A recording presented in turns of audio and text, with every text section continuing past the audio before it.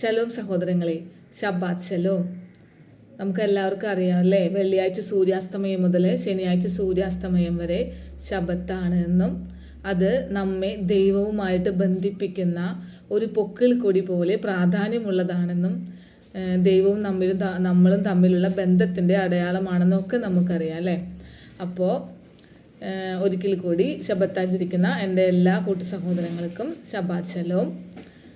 ഞാൻ പറഞ്ഞു വന്നത് ഇന്ന് മുതൽ, അതായത് അടുത്ത ശനിയാഴ്ച ഞാൻ എല്ലാ ശബത്തിലാണ് നിങ്ങളോട് സംസാരിക്കാറ്. അപ്പോൾ അടുത്ത ശനിയാഴ്ചക്കുള്ളിൽ നമുക്കൊരു ഫീസ്റ്റ് വരുന്നുണ്ട്.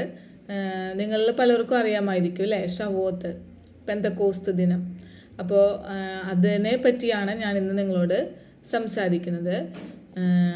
അത് 21-ാം തീയതി വ്യാഴാഴ്ച സൂര്യാസ്തമയം മുതൽ 22-ാം തീയതി വെള്ളിയാഴ്ച സൂര്യാസ്തമയം വരെയാണ് നമ്മൾ ഷവോത്ത് ആചരിക്കുന്നത്. ദൈവവും നമ്മളും തമ്മിലുള്ള ബന്ധത്തിൻ്റെ അടയാളമാണ് ശബത്തെന്ന് നമുക്കെല്ലാവർക്കും അറിയാം അല്ലേ. അപ്പോൾ ആ ബന്ധം എങ്ങനെയാണ് നമ്മൾ നിലനിർത്തിക്കൊണ്ട് പോകേണ്ടത്? അല്ലെങ്കിൽ നമുക്കറിയാം, യഹൂദനായ നാട്ടൊലിവിൽ ചേരാതെ കാട്ടൊലിവായ നമുക്ക് ജീവനില്ല, രക്ഷയില്ല. ഇതൊക്കെ നമുക്കറിയാം, ബൈബിളിൽ എടുത്തെടുത്ത് പറഞ്ഞിട്ടുള്ള കാര്യമാണ്. അപ്പോൾ അതെന്തുകൊണ്ട് അങ്ങനെ പറഞ്ഞിരിക്കുന്നത്? അതായത് ആറ്റിനരികെ നട്ട ഒരു ചെടി എപ്പോഴും തളിർത്ത് നിൽക്കും, വാടില്ല, കരിഞ്ഞു പോവില്ല, പൂത്തുലഞ്ഞ് നിൽക്കും അല്ലേ. അതിന് ആ വേരുകളിൽ കൂടെ ആറ്റിലെ വെള്ളം വലിച്ചെടുത്ത് അതിനെപ്പോഴും ജീവൻ ഉണ്ടാകും. അപ്പം അതുപോലെ തന്നെയാണ് ആറ്റിനരികത്ത് നട്ട, ദൈവം നട്ട നാട്ടൊലിവായ യഹൂദനോട് നമ്മെ ഒട്ടിച്ചേർത്ത് വെച്ചിരിക്കുകയാണ്. അപ്പോൾ വേരുകളിൽ കൂടെ വെള്ളം വലിച്ചെടുക്കുന്നു യഹൂദന്മാർ അല്ലേ. അപ്പോൾ തണ്ടുകളിലും ആ വെള്ളം വലിച്ചെടുത്താലാണ് ആ തണ്ടുകൾക്കും ഇലകൾക്കും ഒക്കെ ജീവനുള്ളൂ. അപ്പം ജാതികളായ നമ്മൾ അവരുടെ തണ്ടുകളോട് ഒട്ടിച്ചു ചേർത്ത് വെച്ച് അവരിൽ നിന്ന്, യഹൂദന്മാരിൽ നിന്ന് വെള്ളം വലിച്ചെടുത്താലേ നമുക്ക് ജീവനുള്ളൂ എന്നാണ് ഞാൻ പറഞ്ഞു വരുന്നത്. അപ്പോൾ നമ്മൾ ബഡ് ചെയ്ത് വെച്ചേക്കാണല്ലേ യഹൂദൻ്റെ തണ്ടിനോട്. അപ്പോൾ യഹൂദനിലൂടെ വരുന്ന ആ ജീവജലം അത് നമുക്കും കിട്ടണം, എങ്കിലേ നമ്മൾക്കും ജീവൻ ഉണ്ടാവുള്ളൂ. അല്ലെങ്കിൽ നമ്മൾ വാടിപ്പോകും, പൊഴിഞ്ഞു പോകും അല്ലേ. അപ്പോൾ എപ്പോഴും പച്ചപ്പായി നിറഞ്ഞു നിൽക്കണം എങ്കിൽ യഹൂദനോട് ഒട്ടി നിൽക്കണം.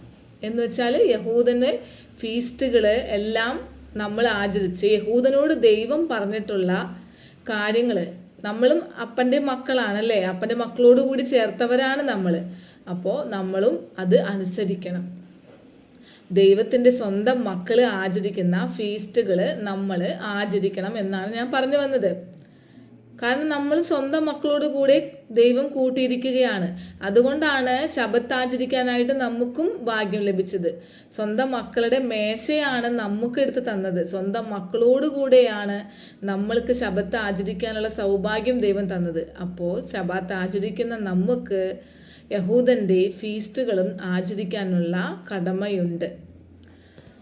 അപ്പോൾ ഷവോത്ത്, അതായത് വാരോത്സവം എന്നാണ് പറയാം ഇതിനെ. പെന്തക്കോസ്ത് ദിനം, നമ്മൾ മിക്ക ക്രിസ്ത്യാനികൾക്കും പെന്തക്കോസ്ത് ദിനം എന്താണെന്ന് കേട്ടിട്ടുണ്ടാകും, ബൈബിളിൽ അത് വായിച്ചിട്ടുണ്ടാകും. എന്നല്ലാതെ കൂടുതലായിട്ട് അതിനെപ്പറ്റി ഒന്നും തന്നെ അറിഞ്ഞിട്ടില്ല, അറിയാൻ ശ്രമിച്ചിട്ടുമില്ല. അപ്പോൾ ഞാനിന്ന് അതിനെപ്പറ്റിയാണ് സംസാരിക്കുന്നത്. മുൻപ് ഞാനിത് കഴിഞ്ഞ വർഷം ഒരു വീഡിയോ ഇട്ടിട്ടുണ്ട്, പെന്തക്കോസ്ത് ദിവസം ക്രിസ്ത്യാനി അറിഞ്ഞിരിക്കേണ്ടത് എന്തൊക്കെയാണെന്ന് പറഞ്ഞു. അപ്പോൾ അന്ന് അതിനകത്ത് ഞാൻ എല്ലാ കാര്യങ്ങളും വ്യക്തമായിട്ട് പറയുന്നുണ്ട്, എങ്ങനെയാണത് ആചരിക്കേണ്ടത്, ആ ദിവസം വായിക്കേണ്ട ബൈബിള് വാക്യങ്ങൾ, വചനങ്ങൾ ഏതൊക്കെയാണെന്നൊക്കെ. ഇന്ന് ഞാൻ അതിൻ്റെ പ്രാധാന്യത്തെ പറ്റിയാണ് പറയുന്നത്.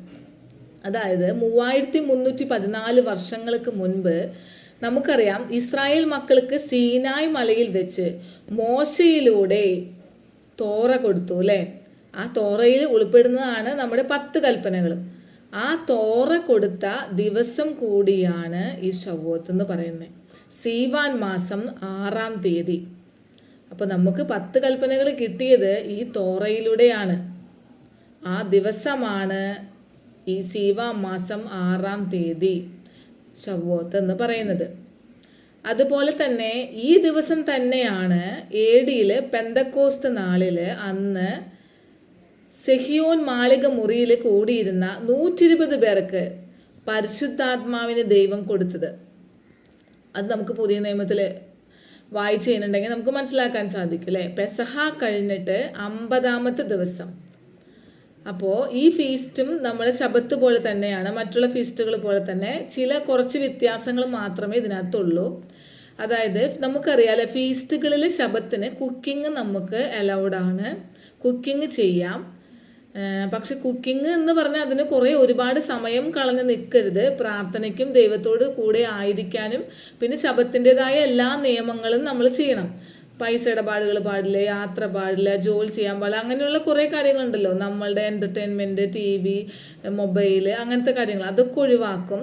പക്ഷേ കുക്കിംഗ് നമുക്ക് ചെയ്യാം. അതെങ്ങനെയെന്ന് വെച്ചാൽ, നമുക്ക് ഇപ്രാവശ്യം ശവ്വോത്ത് വരുന്നത് വെള്ളിയാഴ്ച ആണല്ലോ. അപ്പോൾ ശനിയാഴ്ച ശബത്തുമാണ്. അപ്പോൾ 2 ദിവസം അടുപ്പിച്ച് വരും. അതായത് പെസഹ കഴിഞ്ഞിട്ട് 7 ശബത്താണ് നമ്മൾ എണ്ണ.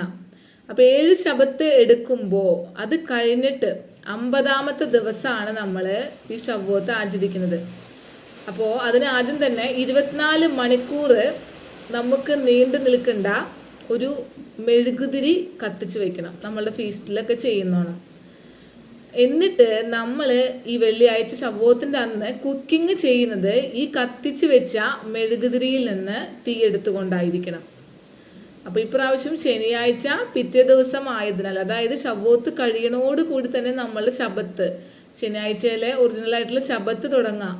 അപ്പോൾ അങ്ങനെ വരുന്നത് കൊണ്ട് മെഴുകുതിരി എന്ന് പറയുന്നത് 24 മണിക്കൂർ പോരാ, നമുക്ക് 30 മണിക്കൂറോ 48 മണിക്കൂറോ ഒക്കെ ഉള്ള മെഴുകുതിരി വേണ്ട വരും. കാരണം അല്ലെങ്കിൽ 24 മണിക്കൂറാണെങ്കിൽ ആ മെഴുകുതിരിയിൽ നിന്ന് തന്നെ നമ്മൾ ആ തീനാളത്തുമെന്ന് തന്നെ നമ്മൾ ശബത്തിനുള്ള ആ 2 മെഴുകുതിരിയും കൂടെ, 2 എന്ന് വെച്ചാൽ പലരും പല എണ്ണാണ് എടുക്കാറ്, അപ്പോൾ കുറഞ്ഞത് 2, അപ്പോൾ ആ മെഴുകുതിരിയും കൂടെ കത്തിക്കണം. നിങ്ങൾക്ക് മനസ്സിലായെന്ന് വിചാരിക്കണം. അതായത് ശവ്വോത്തിന് നമ്മൾ 24 അവർ നമ്മൾ ഇങ്ങനെ മെഴുകുതിരി കത്തിച്ച് വെച്ച് പ്രാർത്ഥിക്കും, നമ്മളെല്ലാ ഫീസ്റ്റും ചെയ്യാറുള്ള മാതിരി. അത് കഴിയണോടുകൂടി നമുക്ക് ശബത്ത് തുടങ്ങുന്നത് കൊണ്ട് ഒന്നുകിൽ നമുക്ക് 48 മണിക്കൂർ കത്തുന്ന മെഴുകുതിരി വാങ്ങിക്കാം, അല്ലെങ്കിൽ ആ മെഴുകുതിരി നാളത്തിന്മേൽ നിന്നായിരിക്കണം ശബത്തിന് വേണ്ടിയിട്ടുള്ള മെഴുകുതിരി കത്തിക്കേണ്ടത്. പിന്നെ നമുക്കറിയാലോ ആ മെഴുകുതിരി തന്നെ കെട്ടുപോകുന്നവരെ നമ്മൾ കത്തിക്കും എന്നുള്ളത്. അപ്പോൾ അതാണ് ഇതിന് പ്രത്യേകത. അപ്പോൾ നമ്മൾ ശബത്ത് ആചരിക്കുന്ന എല്ലാവരും തന്നെ ഈ ശവ്വോത്തും പെന്തക്കോസ്ത് ദിനവും ആചരിക്കണം, വാരോത്സവം. അതായത് യഹൂദന്മാർക്ക് ഫീസ്റ്റുകൾ 7 ഫീസ്റ്റുകൾ ഉണ്ടല്ലേ. അപ്പോൾ അതിൽ ഏറ്റവും പ്രാധാന്യം അർഹിക്കുന്ന 3 ഫീസ്റ്റുകളാണ് ഈ സുക്കോത്ത്, ശവ്വോത്ത്, പെസഹ. അപ്പോൾ അതിലൊരു ഫീസ്റ്റും കൂടെയാണ് ഇത്. ഈ 3 ദിവസങ്ങളിലും യഹൂദന്മാർക്ക് പ്രത്യേകമായിട്ടുള്ള പ്രാർത്ഥനകളുണ്ട്, തോറ വായനയുണ്ട്.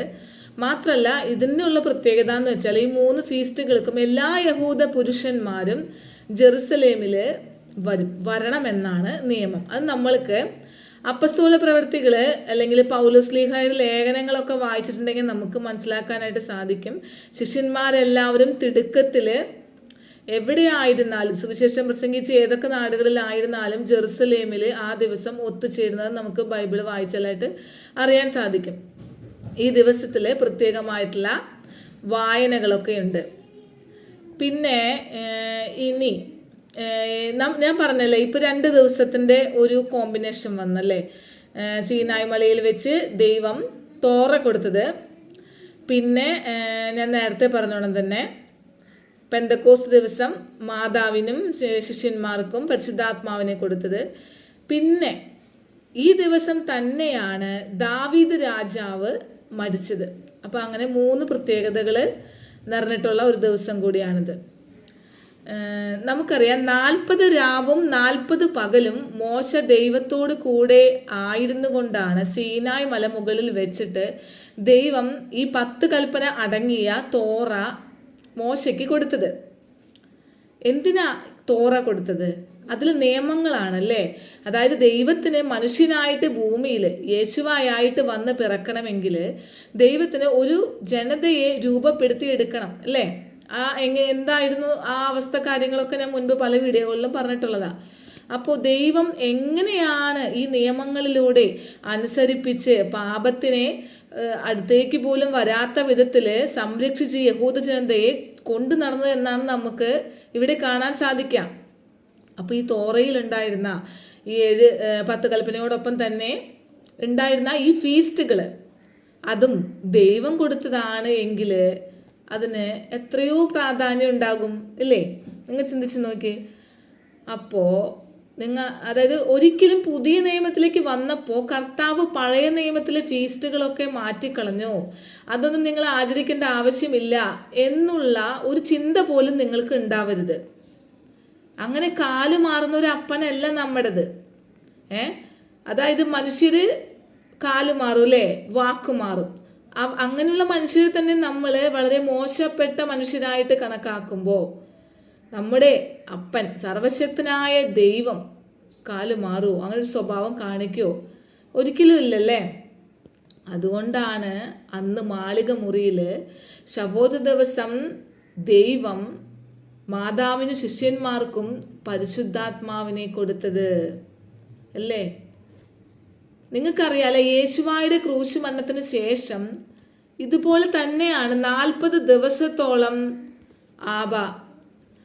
യേശുവ തൻ്റെ ശിഷ്യന്മാർക്ക് പ്രാക്ടീസ് കൊടുത്തു. മോശയ്ക്ക് 40 ദിവസം സീനായി മലയുടെ മുകളിൽ ദൈവം പ്രാക്ടീസ് കൊടുത്തോണം തന്നെ യേശുവായുടെ ക്രൂശ് മരണത്തിന് ശേഷവും 40 ദിവസത്തോളം ഭൂമിയിൽ തന്നെ നിന്നുകൊണ്ട് തൻ്റെ ശിഷ്യന്മാർക്ക് അവിടുന്ന് പ്രാക്ടീസ് കൊടുത്തു. കർത്താവ് പല പല സമയത്ത് പ്രത്യക്ഷനായിട്ട് അവരെ പഠിപ്പിച്ചു. എന്നിട്ടാണ് യേശു അവരോട് പറഞ്ഞത് എന്ത്? നിങ്ങൾ ആരും യെരുശലേം വിട്ട് പോകരുത്. യോഹന്നാൻ വെള്ളം കൊണ്ട് സ്നാനം നൽകിയതുപോലെ പരിശുദ്ധാത്മാവ് കൊണ്ട് നിങ്ങൾക്ക് സ്നാനം ലഭിക്കും. അതിനുശേഷം മാത്രമേ കർത്താവ് ശിഷ്യന്മാരെ സുവിശേഷം പ്രസംഗിക്കാനായിട്ട് വിട്ടിട്ടുള്ളൂ. മനസ്സിലായോ? അപ്പോൾ പെന്തക്കോസ്ത് ദിവസത്തിൻ്റെ ആ ഒരു പ്രത്യേകത, പരിശുദ്ധാത്മാവിനെ നമുക്ക് തന്ന ആ പ്രത്യേകതയാണ് ഞാൻ പറയുന്നത്. അപ്പോൾ അങ്ങനൊരു പ്രാക്ടീസ് ഇല്ലാതെ കർത്താവ് പോയിട്ട് കാര്യമില്ല എന്നാണ് പറയണേ. അതുകൊണ്ട് ആണ് കർത്താവ് അവർക്ക് 40 ദിവസം പ്രാക്ടീസൊക്കെ കൊടുത്ത് അവർക്ക് പരിശുദ്ധാത്മാവ് നൽകിയതിന് ശേഷം മാത്രമാണ് സുവിശേഷം പ്രസംഗിക്കാൻ പല രാജ്യങ്ങളിലേക്ക് പറഞ്ഞു വിട്ടത്. അന്ന് ശബാത്ത് ദിവസം, പെന്തക്കോസ്ത് ദിവസം ആകാശത്ത് നിന്ന് ഒരു ഇടിമുഴക്കം ഉണ്ടാവുകയും പരിശുദ്ധാത്മാവ് തീനാളത്തിൻ്റെ രൂപത്തിൽ അഗ്നിജ്വാല കൊണ്ട് പിളർന്നിരിക്കുന്ന നാവുകൾ പോലെ ഓരോരുത്തരിലും ഇറങ്ങി വന്നു എന്നാണ് ബൈബിളിൽ എഴുതിയേക്കുന്നത്. അപ്പോൾ അവർക്ക് ശക്തിയും ധൈര്യവും ലഭിച്ചു, അന്യഭാഷ സംസാരിക്കാൻ പറ്റി. അന്ന് ഞാൻ നേരത്തെ പറഞ്ഞല്ലേ, ശവോത്തായിട്ട് പെന്തക്കോസ്ത് ദിനം പ്രധാനപ്പെട്ട ഒരു ഫീസ്റ്റ് ആയതുകൊണ്ട് ജെറുസലേമിൽ ഈ ലോകത്തിൽ തന്നെ പല രാജ്യങ്ങളിൽ നിന്ന് വന്നിട്ടുള്ള യഹൂദ പുരുഷന്മാർ, പല നാടുകളിൽ നിന്ന് വന്നിട്ടുള്ളവർ അവിടെ ഉണ്ടായിരുന്നു. പക്ഷേ ദൈവത്തെ സ്തുതിക്കുന്നത്, ശിഷ്യന്മാരും മാതാവും ദൈവത്തെ സ്തുതിക്കുന്നത് അവരുടേതായ ഭാഷയിൽ കേട്ടു. പലർക്കും പല ഭാഷയായിരുന്നു. പക്ഷെ ഓരോരുത്തരും അവരുടേതായ ഭാഷയിലാണ് ദൈവത്തെ സ്തുതിക്കുന്നത് കേട്ടതല്ലേ. അപ്പോൾ ചിലർ പറഞ്ഞു അവർ പുതിയ വീഞ്ഞ് കുടിച്ച് ഉന്മത്തരായിട്ടാണ് ഇങ്ങനെ പറയണേന്ന്. പക്ഷെ ഓരോരുത്തരും ഓരോരുത്തരുടെ ഭാഷയിൽ കേട്ടു. പക്ഷെ അവിടെ എന്താണ് നടന്നത്? യോവേൽ പ്രവാചകന്റെ പ്രവചനം നിവൃത്തിയായിരുന്നു അവിടെ നടന്നത്. അതായത് പ്രവാചകൻ പ്രവചിച്ചു വെച്ചിട്ടുണ്ട്, അന്ത്യകാലത്ത് സകല ജഡത്തിന്മേലും എൻ്റെ ആത്മാവിനെ പകരും. പുത്രീപുത്രന്മാർ പ്രവചിക്കും, യൗവനക്കാർ ദർശനം കാണും, വൃദ്ധന്മാര് സ്വപ്നങ്ങൾ കാണും. എൻ്റെ ദാസരുടെ മേൽ ആത്മാവിനെ കൊടുക്കുകയും അവർ പ്രവചിക്കുകയും ചെയ്യും. അപ്പോൾ അന്നത്തെ ആ ദിവസമുണ്ടായ ആദ്യത്തെ സുവിശേഷ പ്രഘോഷണത്തിൽ 3000 പേരാണ് ഉണ്ടായിരുന്നത്. യഹോശുവ മിശിഹായുടെ നാമത്തിൽ ഈ 3000 പേരും സ്നാനമേറ്റു. പത്രോസ് ലീഹ വിളിച്ച് പറഞ്ഞപ്പോൾ മനസ്സിലായോ? അപ്പോൾ വിശ്വസിച്ചാൽ എല്ലാവരും അവിടെ അന്നുണ്ടായിരുന്ന എല്ലാവരും വിശ്വസിച്ചു കൊണ്ട് ഒരുമിച്ച് ഇരുന്ന് വീട്ടിൽ അപ്പം നുറുക്കിക്കൊണ്ട് ദൈവത്തെ സ്തുതിക്കുകയും അവർ ഒരുമിച്ച് ഭക്ഷണം കഴിക്കുകയും ചെയ്തു എന്നാണ് ബൈബിളിൽ പറയണേ. അന്ന് മുതലാണ് പുതിയ നിയമത്തിൻ്റെ ഒരു പുതിയ നിയമസഭ പത്രോസിൻ്റെ കീഴിൽ ആരംഭിക്കുന്നത്. പെന്തക്കോസ്ത് ദിനത്തിൻ്റെ പ്രത്യേകത ഞാൻ പറയണേ, മനസ്സിലായോ?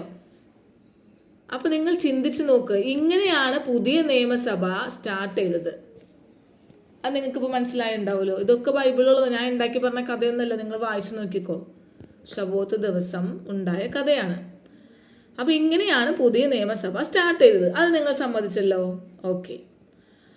അപ്പോൾ നിങ്ങൾ ചിന്തിച്ച് നോക്കുക, ക്രിസ്ത്യാനിയെ യഹോശുവ മിശിഹായുടെ നാമത്തിൽ അവർ സ്നാനപ്പെട്ടു.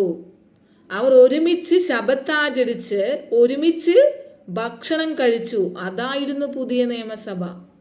ഇനി നിങ്ങൾ സ്വയം ചിന്തിച്ചേ, നിങ്ങൾ ക്രിസ്ത്യാനികൾ പുതിയ നിയമസഭയാണോ? ഇപ്പോഴത്തെ സഭ പുതിയ നിയമസഭയാണോ? പത്രോസ്ലീഹ എന്ന പാറമേൽ ദൈവം ഒരു സഭ പണിയും അല്ലേ, ആ സഭയാണോ ഇന്ന്? നിങ്ങൾ ചിന്തിക്കുക, നിങ്ങൾ പത്രോസിൻ്റെ പിൻഗാമികളാണോ? 10 കൽപ്പന അനുസരിക്കുന്നില്ല, ശബത്താചരിക്കുന്നില്ല, മാത്രല്ല യഹോശുവ മിശിഹായുടെ നാമത്തിൽ സ്നാനമേറ്റപ്പോൾ നിങ്ങൾ ആരുടെ നാമത്തിലാണ് സ്നാനമേക്കുന്നേ? പിതാവിൻ്റെയും പുത്രൻ്റെയും പരിശുദ്ധാത്മാവിൻ്റെയും ത്രിയേക നാമത്തിൽ സ്നാനമേൽക്കുന്നു. അവർ ശബാത്ത് ശനിയാഴ്ച ആചരിച്ച് ഒപ്പം വീട്ടിലിരുന്ന് ഭക്ഷണം കഴിക്കുകയും അപ്പം നുറുക്കി ഭക്ഷിക്കുകയൊക്കെ ചെയ്തപ്പോൾ നിങ്ങളോ സൺഡേ സൂര്യദേവനെ ആരാധിച്ച് സൂര്യൻ്റെ മുമ്പിൽ കുമ്പിട്ട് കിടന്ന് തിരുവോസ്തി പങ്കിട്ട് അതും പള്ളിയിൽ നിങ്ങൾ നടക്കുകയാണ്. അപ്പോൾ ഇങ്ങനെയൊക്കെ ആരാധിച്ച് നടക്കുന്ന ക്രിസ്ത്യാനികളായ നിങ്ങൾ പത്രോസ്ലീഹായുടെ പിൻഗാമികളാണോ? നിങ്ങൾ ചിന്തിച്ച് നോക്കൂ. നിങ്ങൾ പുതിയ നിയമസഭ കർത്താവ് സ്ഥാപിച്ച സഭയിലെ അംഗങ്ങളാണോ? അല്ലല്ലോ. നിങ്ങൾക്ക് ചിന്തിക്കേ ഞാൻ ഈ പറഞ്ഞതിൻ്റെ അർത്ഥങ്ങളൊക്കെ. യോഹന്നാൻ 3:5 യേശുവ പറയുന്നു, നിങ്ങൾ വെള്ളത്താലും ആത്മാവിനാലും വീണ്ടും ജനിച്ചില്ല എങ്കിൽ ദൈവരാജ്യത്തിൽ പ്രവേശിക്കുകയില്ല. കാരണം ജഡത്തിൽ നിന്ന് ജനിച്ചത് ജഡവും ആത്മാവിനാൽ ജനിച്ചത് ആത്മാവുമാകുന്നു. മനസ്സിലായോ? നിങ്ങൾ വീണ്ടും ജനിക്കണം. മനസ്സിലായോ? ജഡത്തിൽ നിന്നാണ് നിങ്ങൾ ജനിച്ചെങ്കിൽ വെറും ജഡമാണ്. ബട്ട് ആത്മാവിൽ നിന്നാണ് നിങ്ങൾ ജനിച്ചതെങ്കിൽ നിങ്ങൾ ആത്മാവായിരിക്കും, ദൈവാത്മാവായിരിക്കും നിങ്ങളെ നയിക്കുക. അതാണ് യഹൂദനും ക്രിസ്ത്യാനിയും തമ്മിലുള്ള വ്യത്യാസം. ആത്മാവിൽ ജനിച്ചവരാണ് യഹൂദര്. മനസ്സിലായോ? അപ്പോൾ അവർ ആ ദൈവാത്മാവിൻ്റെ മഹത്വം കാണിക്കുക തന്നെ ചെയ്യും. എന്നാൽ ഇന്നത്തെ ക്രിസ്ത്യാനികൾ ജഡത്തിൽ ജനിച്ചവരാണ്. അവരതുകൊണ്ട് ജഡത്തിൻ്റെ ഇഷ്ടത്തിന് മുൻതൂക്കം കൊടുക്കും. ഞാൻ പറഞ്ഞു വന്നത് എന്താണെന്ന് വെച്ചാൽ, കർത്താവ് ഇപ്പോൾ ഈ സുവിശേഷത്തിൽ പറയുന്നത് വീണ്ടും ജനിക്കണമെന്ന്. ജഡത്തിൽ ജനിച്ച നാം വീണ്ടും ആത്മാവിൽ ജനിക്കേണ്ടിയിരിക്കുന്നു എന്ന് ചുരുക്കം. പരിശുദ്ധാത്മാവിനെ ലഭിക്കാതെ കാര്യമില്ല എന്നാണ് പറഞ്ഞു വരുന്നത്. അതുകൊണ്ടാണ് 1 കോരിന്തോസ് 2:4 പൗലോസ്ലീഹ പറഞ്ഞത്, നിങ്ങളുടെ വിശ്വാസത്തിന് മനുഷ്യരുടെ ജ്ഞാനമല്ല വേണ്ടത്, ദൈവത്തിൻ്റെ ശക്തിയാണ് ആധാരമാകേണ്ടത്. എൻ്റെ വചനവും എൻ്റെ പ്രസംഗവും ജ്ഞാനത്തിൻ്റെ വശീകരണ വാക്കുകളല്ല, ആത്മാവിൻ്റെയും ശക്തിയുടെയും പ്രദർശനങ്ങളാണ്. മനസ്സിലായോ? പൗലോസ്ലീഹ കറക്റ്റായിട്ട് പറയുന്നുണ്ട്, മനുഷ്യരുടെ ജ്ഞാനം കൊണ്ട് ദൈവത്തെ അളക്കാൻ പറ്റില്ല. ദൈവത്തിൻ്റെ വല്ലഭത്തെ അളക്കാൻ മനുഷ്യൻ്റെ ഈ ഭൂമിയിലെ ജ്ഞാനം കൊണ്ട് സാധ്യമല്ല. ശിഷ്യന്മാർ വചനം പ്രസംഗിച്ചിരുന്നത് ഇന്ന് പാസ്റ്റർമാർ പ്രസംഗിക്കുന്ന പോലെയുള്ള ജ്ഞാനത്തിൻ്റെ വശീകരണമല്ല വാക്കുകളല്ലെന്ന്, വശീകരണ വാക്കുകളല്ലാന്ന് എടുത്തു പറഞ്ഞേക്കാം. ഇന്നിപ്പോൾ എന്താണ്, എല്ലാവരെയും സഭയിലേക്ക് ചേർത്താൻ ഓടിക്കൊണ്ട് നടക്കുകയാണ് പല പല സഭക്കാർ അല്ലേ. പല പല സഭക്കാർ ഓടി നടന്ന് തങ്ങളുടെ സഭയിലേക്ക് ആളെ ചേർത്ത് ഇരുട്ട നരകത്തിലേക്ക് കൊണ്ടുപോവാണ്. അതാണ് ഇവിടെ പൗലോസ്ലീഹ പറഞ്ഞേ, ഞങ്ങളുടെ വചനവും ഞങ്ങളുടെ പ്രസംഗവും നിങ്ങളുടെ പോലെ ജ്ഞാനത്തിലെ വശീകരണത്തിൻ്റെ വാക്കുകളല്ല, പകരം എന്താണ്, ആത്മാവിൻ്റെയും ശക്തിയുടെയും പ്രദർശനങ്ങളാണ്. മനസ്സിലായോ? മനുഷ്യരുടെ ജ്ഞാനത്തിന് ദൈവത്തെ കാണുക അപ്രാപ്യമാണ്. ആത്മാവിൻ്റെ സഹായമില്ലാതെ ദൈവവചനം മനസ്സിലാവില്ല എന്നാണ് ഞാനിപ്പോൾ പറഞ്ഞതിൻ്റെ അർത്ഥം. അപ്പോൾ അതുകൊണ്ട് തന്നെയാണ് നമ്മൾ പറയുന്ന പല കാര്യങ്ങളും ഇന്ന് ലോകത്തെ മറ്റു ജനങ്ങൾക്ക് മനസ്സിലാകാൻ സാധിക്കാത്തത്. എല്ലാവരും ജ്ഞാനികളായിക്കൊണ്ട്, അവർ ജ്ഞാനികളാണ്, പക്ഷെ അവർ മൂഢരായി പോയി അല്ലേ? ദൈവവചനം വായിക്കുമ്പോൾ രണ്ടർത്ഥത്തിലാണ് മനസ്സിലാക്കണം. അതായത് ഒരു ദൈവവചനം വായിക്കുമ്പോൾ അതിൻ്റെ വ്യാഖ്യാനം രണ്ടായിട്ടാണ് മനസ്സിലാക്കുന്നത്. നമ്മൾ ആ വചനം ശരിയായിട്ട് കറക്റ്റായിട്ട് നമുക്ക് കത്തും, പക്ഷെ ആ ഒരു വചനം വേറൊരാൾക്ക് നമ്മൾ വായിച്ചു കൊടുക്കുമ്പോൾ അവർക്കത് അങ്ങനെയല്ല മനസ്സിലാക്കുന്നത്. നമ്മളൊക്കെ എത്ര നന്ദി പറഞ്ഞാലും, നമ്മുടെ ആബയോട് നന്ദി പറഞ്ഞാലും മതിയാവില്ല.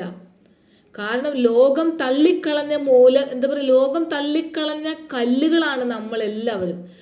നമ്മളെല്ലാവരെയും മൂലക്കല്ലാക്കി ദൈവം തിരഞ്ഞെടുത്തു. അതുകൊണ്ടാണ് പറയുന്നത് ദൈവത്തിൻ്റെ ദൃഷ്ടി മനുഷ്യരെക്കാൾ വ്യത്യസ്തമാണ് എന്ന്. മനസ്സിലായോ? നമ്മൾ ഓരോരുത്തരെയും എടുത്തു നോക്കുകയാണെങ്കിൽ, നമ്മുടെ ഓരോരുത്തരെയും ജീവിത ശൈലികൾ എടുത്ത് നോക്കുകയാണെങ്കിൽ നമ്മൾക്കൊന്നും അതിനുള്ള യോഗ്യതയില്ല. മനുഷ്യന്മാർ മണ്ടന്മാരെന്ന് മുദ്ര കുത്തിയവർ, നിങ്ങളെ കൊണ്ടൊരു കാര്യമില്ല എന്ന് മുദ്ര കുത്തിയവർ, അല്ലെങ്കിൽ ജീവിതത്തിൻ്റെ പല പല വേദനകളിലൂടെ കടന്നുപോയി കർത്താവ് ശോധന ചെയ്ത് മെരുക്കിയെടുത്ത, ഇങ്ങനെയൊക്കെയാണ് നമ്മളിൽ ഓരോരുത്തരെയും നമ്മൾക്ക് കാണാൻ പറ്റുക. മനസ്സിലായോ? അപ്പോൾ ആബയുടെ സ്നേഹമാണ് നമുക്ക് ഇപ്പോൾ ഒരു മണ്ണിൻ്റെ വിഗ്രഹത്തിൽ ദൈവമില്ല എന്ന്, അതൊരു ചെറിയ കാര്യമാണല്ലോ. അത് എല്ലാവർക്കും അത് ചിന്തിച്ചാൽ അത് ശരിയാണ്, അതിനകത്ത് ദൈവമില്ല. കുഞ്ഞുങ്ങൾക്ക് പോലും, ജനിക്കുന്ന കുഞ്ഞുങ്ങൾക്ക് വരെ അവരതൊക്കെ എടുത്ത് കളിക്കുന്ന കണ്ടിട്ടില്ലേ? അപ്പോൾ പറയാം അപ്പന്മാരെ അമ്മമാരെ, അയ്യോ അത് കളിക്കില്ലേ, അത് ഈശോ ആണ് എന്ന് പറഞ്ഞത് അങ്ങോട്ട് വാങ്ങിച്ചു വയ്ക്കൂ അല്ലേ? അപ്പം ആ കുഞ്ഞിന് പോലും ജനിക്കുമ്പോൾ ദൈവം കൊടുത്തിട്ടുണ്ട് ആ വെളിപാട്. അതൊരു മണ്ണിൻ്റെ വിഗ്രഹമാണ്, അല്ലെങ്കിൽ അതൊരു കല്ലാണ്, അതൊരു മരമാണെന്നുള്ളത് കുഞ്ഞിന് പോലും അറിയാം. പക്ഷെ തിരുത്തി പഠിപ്പിക്കുകയാണ് നമ്മൾ മനുഷ്യര്, മാതാപിതാക്കള്. അവരെ ബ്രെയിൻ വാഷ് ചെയ്യുന്നത് സഭയിലെ ഉന്നത വ്യാജമായ വാക്കുകൾ കൊണ്ട് പറഞ്ഞുകൊണ്ട് പാസ്റ്റർമാരല്ലേ. അപ്പോൾ ആ ചെറിയ കാര്യം നമ്മൾക്ക് ഇത്ര നാളും മറയ്ക്കപ്പെട്ടിരുന്നു. നമ്മൾ പോലും ഇന്ന് ചിന്തിക്കുമ്പോൾ ദൈവം എന്ത് മണ്ടന്മാരായിരുന്നു നമ്മളൊക്കെ അല്ലേ. ഇപ്പോൾ നമുക്ക് കറക്റ്റ് അറിയാം അല്ലേ, അതൊരു വിഗ്രഹം, അതിൽ ദൈവം ഇല്ല, അതിൽ സാത്താനാണ് ഇപ്പോൾ കൂടിയിരിക്കുന്നത് എന്നൊക്കെ നമുക്കിപ്പോൾ മനസ്സിലാവുന്നുണ്ട്. പക്ഷെ ഈ സംഭവം എത്ര പേർക്ക് പറഞ്ഞു കൊടുത്താലും കത്തില്ല. അതുകൊണ്ടാണ് ദൈവം പറഞ്ഞത്, എന്തുകൊണ്ടാണ് നമ്മളെ തിരഞ്ഞെടുത്തത്? മനുഷ്യന്മാർ ഉപേക്ഷിച്ച് കളഞ്ഞ കല്ലുകളെ ഒക്കെ ദൈവം പെറുക്കിയെടുത്തു, ദൈവത്തിൻ്റെ മൂലക്കല്ലാക്കി. നമുക്കൊക്കെ ഇത് മനസ്സിലാക്കാനുള്ള വരദാനം നമ്മുടെ ആബ തന്നു. അപ്പം ഞാനിപ്പോൾ ഈ പറഞ്ഞ ഈ വാക്യങ്ങളും വചനങ്ങളും ഉദാഹരണങ്ങളും ഒക്കെ എന്താണ് അർത്ഥമാക്കുന്നത്? നമുക്ക് ദൈവാത്മാവിൻ്റെ സഹായമില്ലാതെ നമുക്ക് ദൈവത്തിനെ മനസ്സിലാക്കാൻ, ദൈവത്തിനെ സാക്ഷികളാകാൻ സാധിക്കില്ല. ദൈവം ആത്മാവാണ്. അപ്പോൾ നമ്മളും ആത്മാവിനാൽ നോക്കാതെ കണ്ടെത്താൻ പറ്റില്ല ദൈവത്തിനെ. ദൈവത്തിൻ്റെ ആത്മാവിനെ നമ്മളുടെ ആത്മാവിലാണ് കാണാൻ പറ്റുള്ളൂ, ശാരീരികമായിട്ടല്ല. പരിശുദ്ധാത്മാവിനെ പക്ഷെ നമ്മൾ ആദ്യം തന്നെ തിരിച്ചറിയണം. ഏതാണ് പരിശുദ്ധാത്മാവ്, ഏതാണ് അശുദ്ധാത്മാവ്, അത് തിരിച്ചറിയണം. അതൊരു വലിയ കാര്യം തന്നെ. ഏതാണ് കൂടെ പോരുന്നതെന്ന് മനസ്സിലാക്കണം. അതായത് വായേ തോന്നാത്ത, എന്താ പറയുക, വായയിലൊക്കെ തോന്നുന്നത് കടിച്ചാൽ പൊട്ടാത്ത കുറേ ഭാഷയിൽ പുലമ്പുന്നതല്ല അന്യഭാഷ എന്ന് പറയണേ. ചില പാസ്റ്റർമാർക്ക് പരിശുദ്ധാത്മാവ് കയറുന്ന കണ്ടിട്ടില്ലേ? ഭദ്രകാളി തുള്ളുന്നമാര് തുള്ളുന്നത്, അപസ്മാരൊക്കെ വന്ന പോലെ തുള്ളിക്കൊണ്ട് വായേ തോന്നുന്നതൊക്കെ ഇങ്ങനെ വിളിച്ച് പറഞ്ഞുകൊണ്ടിരിക്കും. അത് ഇങ്ങനെ ആവർത്തിച്ച് പറഞ്ഞുകൊണ്ടിരിക്കും. പല പല അപശബ്ദങ്ങൾ ഉണ്ടാവും. ദേ കാറ്റായിട്ട് വരുന്നു, തീയായിട്ട് വരുന്നു എന്നൊക്കെ പറഞ്ഞിട്ട് അങ്ങോട്ട് തുള്ളും. പാട്ട് അങ്ങോട്ട് ഉറക്കെ വെക്കും, ഒച്ചയ്ക്ക് ബഹളമൊക്കെ എടുക്കും. പാമ്പ് ചീറ്റുന്ന മാതിരി എന്നൊക്കെ സൗണ്ട് ഉണ്ടാക്കും അല്ലേ. അപ്പം ഇതൊക്കെ ചെയ്ത് ഇമോഷണലി നമ്മളൊക്കെ കയ്യിലെടുക്കാണ് അവർ. പിന്നെ നമ്മളോട് പറയും നിൻ്റെ എന്താ പറയുക, നമ്മളങ്ങോട്ട് കരയിപ്പിക്കും പറഞ്ഞ്. അതിൻ്റെ അപ്പുറത്ത് നിൽക്കുന്നത് ഇന്ന ആളാന്ന് വിചാരിക്കും, ഇപ്പുറത്ത് നിൽക്കുന്നത് എങ്ങനെയാണ്, അങ്ങനെയാണ്, നീ അങ്ങനെ ഇങ്ങനെയൊക്കെ പറഞ്ഞ് നമ്മളെ അങ്ങോട്ട്, സത്യം പറഞ്ഞാൽ ആ ബുദ്ധിമുട്ടുകളും പ്രയാസങ്ങളും ഇല്ലാത്ത മനുഷ്യർ ഈ ലോകത്തില്ല. അത് അവർക്കും അറിയാം. പക്ഷെ നമ്മളതെല്ലാം റിലേറ്റബിളാക്കി നമ്മുടെ ലൈഫിൽ അങ്ങോട്ട് എടുക്കുകയാണ്. അങ്ങനെ ഇമോഷണലി അവർ കയ്യിലെടുക്കും നമ്മളെ. നമ്മുടെ എന്താ പറയുക, മൈൻഡ് അവർ കയ്യിലെടുത്തിട്ടാണ് പിന്നെ അവർ കളിക്കുന്നത്. പരിശുദ്ധാത്മാവ് എന്ന് പറഞ്ഞ് തെറ്റിദ്ധരിപ്പിച്ച് നമ്മളെ അവർ പാവകളെ പോലെ കളിപ്പിക്കണത്. പിന്നെ അതിൻ്റെ കൂടെ തന്നെ സൗഖ്യങ്ങൾ അല്ലേ, 5 പേരുടെ വയറുവേദന മാറ്റുന്നു, 10 പേരുടെ കാലുവേദന മാറുന്നു എന്നല്ലേ, ചിരിക്കാൻ വയ്യ. അപ്പം നമുക്കിപ്പോൾ ഒരു വയറുവേദനയായിട്ടാണ് നമ്മൾ പോയെന്ന് വിചാരിക്കുക. അപ്പം 5 പേരുടെ വയറുവേദന മാറ്റുന്നു എന്ന് പറയുമ്പോൾ നമ്മൾ വിചാരിക്കും അതിലൊരാൾ നമ്മളായിരിക്കും. ഇത് വയറുവേദന ഇല്ലാത്തവരാണെങ്കിൽ അത് വേറെ ആരെങ്കിലും ഒക്കെ ആയിരിക്കും എന്ന് വിചാരിക്കും അല്ലേ. എന്നിട്ട് പറയും വിശ്വസിച്ചാലേ മാറുള്ളൂ എന്ന് പറയും അല്ലേ. അപ്പം നമ്മൾ ചിന്തിക്കും എൻ്റെ വയറുവേദന കാണാനില്ല, ഇപ്പം ഇല്ലല്ലോ എന്ന് ചിന്തിക്കും അല്ലേ. അപ്പം മാറിയ പോലെ തോന്നും. അപ്പോൾ അങ്ങനെ സൗഖ്യങ്ങളൊക്കെ ലഭിക്കും. അപ്പോൾ പിന്നെ നമുക്ക് മാറിയെന്ന് കണ്ടാൽ പിന്നെ നമ്മൾ ദശാംശം കൊടുക്കാൻ നമ്മൾ റെഡിയാണ്. അവർ പറഞ്ഞ നേർച്ചകളൊക്കെ നമ്മൾ ചെയ്യും അല്ലേ. ചിലർ പറയും ഞങ്ങൾ നിർബന്ധിക്കില്ല, നിങ്ങൾക്ക് കഴിയുന്ന പോലെ നിങ്ങൾ ചെയ്യും. നിങ്ങൾ ആലോചിച്ച് നോക്കി, നിങ്ങൾ ഈ അസുഖം വെച്ച് എത്ര ഹോസ്പിറ്റലുകളിൽ നിങ്ങൾ കയറി ഇറങ്ങി, എത്ര കാശ് ചിലവാക്കി, അപ്പോഴൊന്നും മാറിയില്ലല്ലോ. ഇപ്പോൾ നിങ്ങൾ ദൈവം മാറ്റി തന്നില്ലേ. അപ്പോൾ നിങ്ങൾ എത്ര ദൈവത്തിന് കൊടുക്കും, എത്ര ഇതിന് വാല്യൂ എത്രയുണ്ട്, അതനുസരിച്ച് നിങ്ങൾ ഇടാൻ പറയും. ഇതൊക്കെ നമ്മളെ കയ്യിലെടുക്കുന്നത്. അപ്പോൾ അതനുസരിച്ചിട്ട് മാറാത്ത രോഗം മാറിയില്ലേ എന്ന് വിചാരിച്ചിട്ട് അപ്പോൾ അത്രയും ദശാംശം കൂടുതൽ കൊടുക്കാനായിട്ട് പറ്റിക്കപ്പെടാനായിട്ട് ഒരു വിഭാഗം ജനങ്ങൾ. കുറേ ദിവസം കഴിയുമ്പോൾ വീണ്ടും വയറുവേദന തിരിച്ചു വരും. അപ്പോൾ വേഗം പാസ്റ്റർ പോയി കണ്ടു, അയ്യോ പാസ്റ്റർ അന്ന് മാറിയതായിരുന്നു വയറുവേദന, ആ ധ്യാനം കൂടി ഇപ്പോൾ വീണ്ടും വന്നു. അപ്പോൾ പാസ്റ്റർ പറയും അതെന്താ നിങ്ങൾക്ക് വിശ്വാസമില്ല, നിന്റെ വിശ്വാസം നഷ്ടപ്പെട്ടു, അതുകൊണ്ടാണ് ഇപ്പോൾ വയറുവേദന വീണ്ടും വന്നതെന്ന് പറയും അല്ലേ. കർത്താവിൻ്റെ സൗഖ്യം നിന്നിൽ തുടരാത്തത് നിനക്ക് വിശ്വാസമില്ലാത്തത് കൊണ്ടാണ് എന്ന് പറയും. നമ്മളുടെ ഈ കൊടുക്കുന്ന ദശാംശം ദൈവത്തിന് എന്തിനാ കാശ് അല്ലേ. നിങ്ങൾ ചിന്തിച്ച് നോക്കി, ദൈവത്തിന് എന്തിനാ കാശ്. അപ്പം ദൈവത്തിൻ്റെ പേരും പറഞ്ഞ് നമ്മളുടെ നിന്ന് കാശ് മേടിക്കണം അവർ. അപ്പം അവർക്ക് സ്വന്തമായിട്ട് പ്രാർത്ഥിച്ച് ദൈവത്തിനോട്, അവർ നമ്മളെക്കാളും വിശുദ്ധന്മാരല്ലേ, ദൈവത്തിന് അടുത്ത് നിൽക്കുന്നവരില്ല. അപ്പോൾ സ്വന്തമായിട്ട് പ്രയത്നിച്ചിട്ട് അവർക്ക് എന്തുകൊണ്ട് ദൈവത്തിൻ്റെ കാശ് മേടിച്ചുകൂടാ. നമ്മളെ കൊണ്ട് പ്രാർത്ഥിപ്പിച്ചിട്ട് കാശ് മേടിച്ച് ആ കാശ് അവർക്ക് മേടിക്കേണ്ട വല്ല ആവശ്യമുണ്ടോ. നിങ്ങൾ ചിന്തിച്ച് നോക്ക്. അപ്പോൾ നമ്മൾ മണ്ടന്മാരാവുകയല്ലേ ചെയ്യുന്നേ. ദൈവത്തിന് ഏറ്റവും ദേഷ്യം പരിശുദ്ധാത്മാവിനെതിരെ ദൂഷണം പറയുന്നവനാ. അവന് 100 ഇരട്ടിയായിട്ട് ദൈവം ശിക്ഷ കൊടുക്കുന്ന പറയണേ. അപ്പോൾ ഈ പാസ്റ്റർമാർക്കാണെങ്കിൽ ഒരു പേടിയില്ല. അവർക്കായിട്ട് കാത്തിരിക്കുന്ന നിത്യ നരകത്തെക്കുറിച്ച് അവർക്കാർക്കും ഒരു ഭയം പോലും ഇല്ലെന്നാണ് എന്താ പറയുക നമ്മൾ അത്ഭുതപ്പെടുത്തുന്ന ഒരു കാര്യം. അപ്പോൾ ഞാൻ നിർത്താണ്. ഞാൻ പറഞ്ഞു വന്നതെന്താണെന്ന് വെച്ചാൽ പെന്തക്കോസ്ത് ദിനത്തിനെ പറ്റിയാണ്.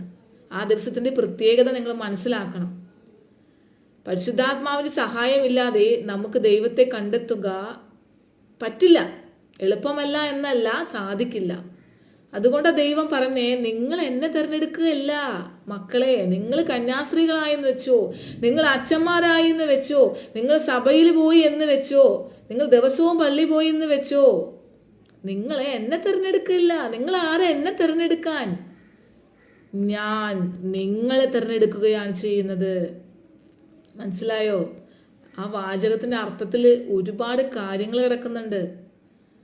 അപ്പോൾ പൊന്നു മക്കളെ, നിങ്ങൾ ദിവസവും പള്ളിയിൽ പോയി എന്ന് വിചാരിച്ചിട്ട് കർത്താവ് നിങ്ങളെ തിരഞ്ഞെടുത്തു എന്ന് നിങ്ങൾ തെറ്റിദ്ധരിക്കണ്ട.